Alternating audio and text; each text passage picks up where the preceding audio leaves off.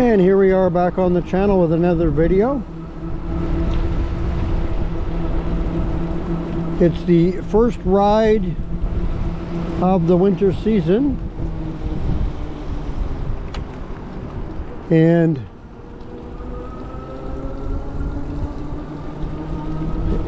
it was raining, but I've lucked out and it's apparently stopped right at the moment, and the sun's trying to come out, so not too bad actually at all for the first day of winter. Usually most places get snow when you say winter, but here in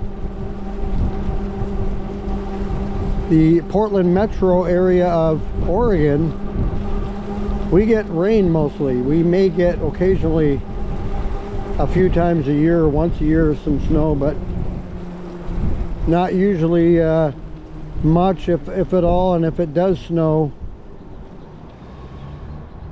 it usually melts pretty quickly. If not the same day, it'll melt by usually the next day, so it doesn't stick around for very long.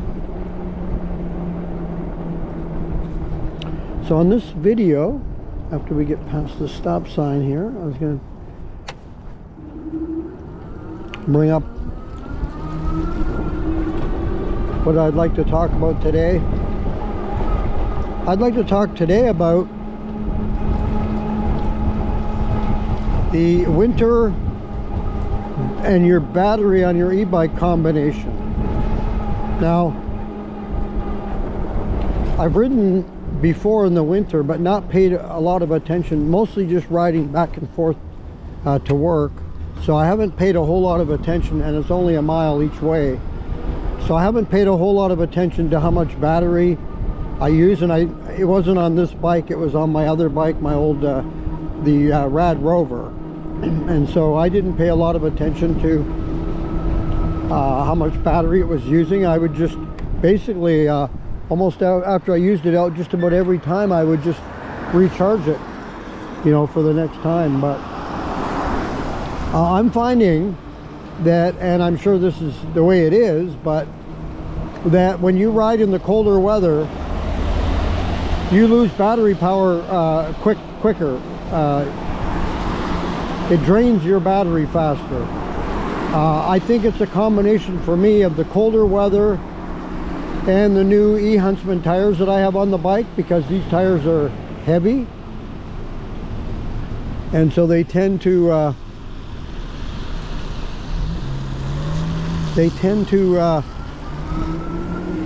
zap more of the battery, you know. So I think it's a combination of both, but I haven't looked too much into that, at how that works for e-bikes in winter, but I'm sure you do lose something, and I just don't know how much. So maybe in the comments below, if you know how much battery, how much the difference is if you rode the same destination in the summer as you do in the winter. Does your battery drain faster in the winter than it does in the summer? And if you know for a fact that it does, how much do you actually lose difference? Is it very much? Or, I mean, for me, like I say, I think it's a combination of the heavier tires that I have, and with a little thicker tread, they're actually a little bigger, you know, all around, and heavier. And then just being colder outside, I'm sure that takes more of your battery, but I don't know much about that, and so I just wonder if anyone out there knows anything about this. Maybe you can leave a comment in the comments below and let me know, because I haven't really looked into that. But it just seems to me when I've been riding, and then I say that, like I rode, the bike is pretty well charged up right now. I did ride back and forth to work, and that's about a mile each way, as I say, so that's only a couple miles, and the battery is showing 100% right now, which is a surprise to me, because usually, like this morning when I left to go to work, the battery was a complete full charge, and then when I got there, or when on my way there, even before I even got there, it dropped down 5% right away, pretty quick. And today, right now, this afternoon, I'm doing the ride, and look, my battery, if you can see that, it's currently says 100%. So, and I'm throttling, I'm not pedaling at the moment. So that's kind of odd, but anyway, I'm not riding overly fast at the moment. That's probably part of it too, but that's an interesting question though, that I need to look more into that and how that works. And you know, when they give you your, you know, they tell you approximately how much battery you'll use on how much range. Well, I guess we got to take also into account the time of season that we're riding, right? So there's a lot of factors that go into it, I guess, as to how much battery we're using. But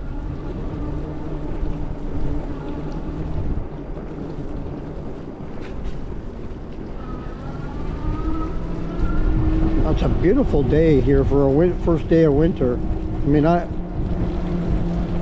lucked out here at the moment. It's been pretty much raining all day, but I kind of lucked out here right now. It's not raining. The sun's trying to come out. I don't know what the temperature is at the moment, but probably around 40 degrees, which is not bad at all. Some people would say that's frigid, but the other thing that's a surprise to me today is there was wind just a while ago earlier, and now I kind of lucked out with that too. There's not much wind here at the moment, so that helps in keeping it from not being overly cold.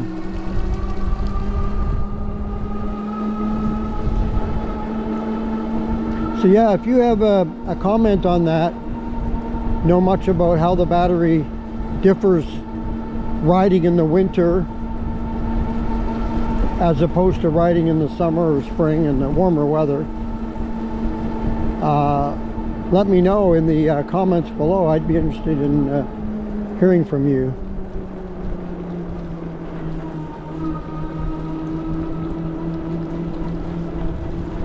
This is the first time I've done a video on my channel in winter, officially in winter, and I've got over 100 videos now on the channel. So if you do want to check out some of my other videos on the channel, take a look back. I mean, I started out for the first little bit of videos a couple of weeks or so using a different camera. I bought a brand new camera, and that's how I got started on YouTube here. I got a new camera, and I went kind of on the cheap, you know. I didn't know, you know, exactly what to get or anything, so I just bought a cheapy camera, the Picasso. I can't remember the exact model, but it's a Picasso anyway, the camera. And I didn't, after I had that and did a few videos, if you look back in my catalog of videos there to some of the old ones, you'll see at the very beginning of my channel, that was with the other camera. And after a short time, like almost immediately, I thought, you know what, this isn't going to work. I mean, people aren't going to want to see, and I don't want to see a picture that looks like that. I mean, the biggest problem I had with the camera of all, I would say, would be the unstable video. You know, it was not stable at all. It was bouncing all over the place, and I didn't like that. Nobody wants to watch that, you know. So I